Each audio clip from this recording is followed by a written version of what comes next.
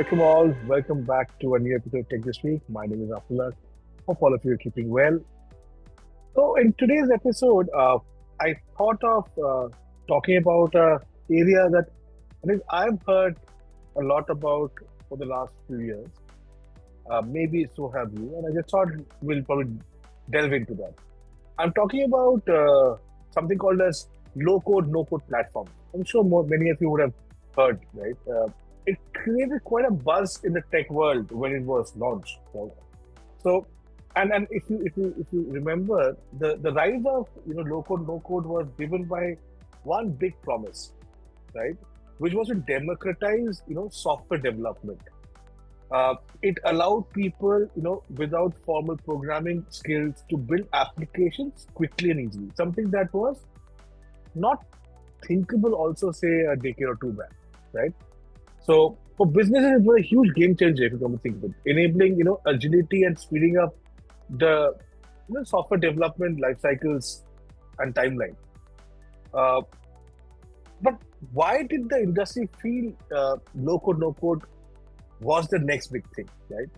Because it promised to address the shortage of skilled developers, but more importantly, empower non-technical folks to build applications, with pre-built components which could just as simple as drag and drop features. Low code, no code made application development faster, shortening cycles, like I said, that would otherwise be longer, and it also aimed to reduce the software development cost as an outcome. Other advantages also include easy customization, quick iterations, and better business IT alignment. So these were the promises. Question is, did it live up to the expectations? Uh, no straight answer to it, but let me just put it this way. While yes, low code, no code solved some problems, but I don't think it lived up to the hype that it created. Yes, it made application more accessible, but it often came at the cost of flexibility and scalability. So applications built on these platforms sometimes felt constrained. Like a solution did not quite fit in. And what we saw was, at people who are of the know, complex applications still needed skilled developers for deeper integrations and more sophisticated customization. Areas where I believe low code, no code fell short. So application low code and no code platforms often face issues like performances, uh, and especially when you used to scale them up. So many platforms are marketed as a solution that could eliminate the use of coding or professional developers. I think this I think this was an overpromise which led to unrealistic expectations. And when businesses hit limitations, they kind of felt disappointed, right? And now into the mix, you put in generative AI. So a new question that arises is, will low-code, no-code platforms fade away as AI takes over? I think it's a valid question, because we've seen how generative AI can do something incredible. It can write its own code. So Gen AI, but the point that you need to remember is Gen AI is just arrived. It is literally in version 1.0. And when we say there's so many drawbacks of Gen AI, can it do this, can it do that? Please remember, it's been just close to a year since we started delving in Gen AI as consumers. Imagine what it would be and what shape it would take in the next 4 or 5 years, or maybe the next 10 years down the line, right?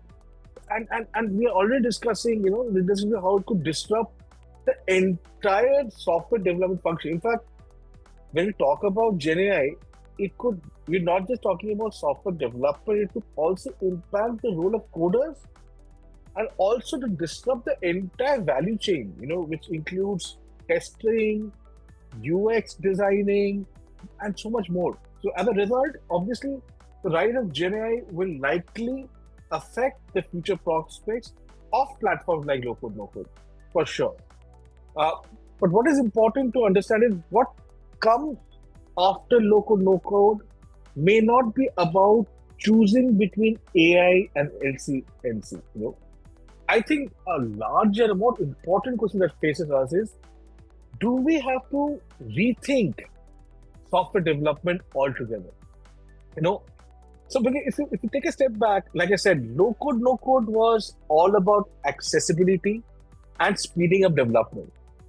I think again with my limited exposure to software development, uh, I think the next big trend could be hyper personalized software creation. Moving away from templates and towards creating truly unique applications with very, very minimal human intervention. So, at the heart of this shift will likely be a AI augmented development. So, what I see in the future, software development may go beyond simply dragging and dropping components. It could involve designing the entire ecosystem tailored to your needs and all powered by AI. For example, Gen AI could assist coders by generating code, detecting bugs, which is the testing phase, facilitating AI API or third-party integrations. Similarly, it can help testers by automating generating test cases, which I think is happening to a certain degree already, identifying areas that need more thorough testing, and predicting potential bugs along with solutions. Gen AI can also automate the creation of multiple user interfaces, designs, prototype, incorporating feedback, suggestions, and design modifications seamlessly.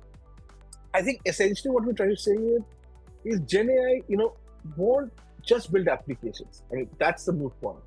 You'll create a dynamic system where AI continuously optimizes workflows, user interfaces, backed by logic, and learning from how the business operates. It's not a static process. As your business grows and matures, your application grows and matures accordingly. Something that can't be fathomed, at least as of now.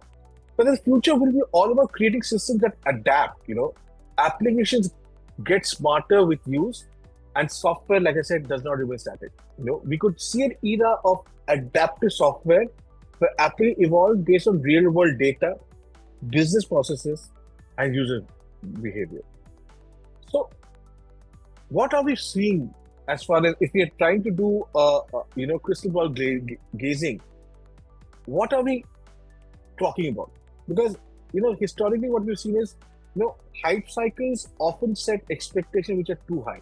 We saw the case of low code, no code, which was touted as the next big thing in software development, which would solve all the problems that we've had. But what we saw clearly was it was limited to address specific challenges. So I guess the key lesson from low code, no code was while the technology can simplify development, I still believe complex problems still need thoughtful solutions and human intervention. If I had to predict the next big hype in software development, like I said in the beginning, I think somewhere it's going to go self-optimizing software applications that not only build faster but improve themselves over time. So the future of software development isn't about finishing a project, but also launching something that evolves and perfects itself with constant manual updates. This concept of living software could be the next big revolution, combining the best of platforms like low code, no code, and AI. So, like I said, hypothetical as it may sound right currently, but I definitely feel that's the future that holds for us. Do let me know what are your thoughts around that. Eager to listen and hear from all of you. Have a great week, all of you. Have a great time ahead. Bye.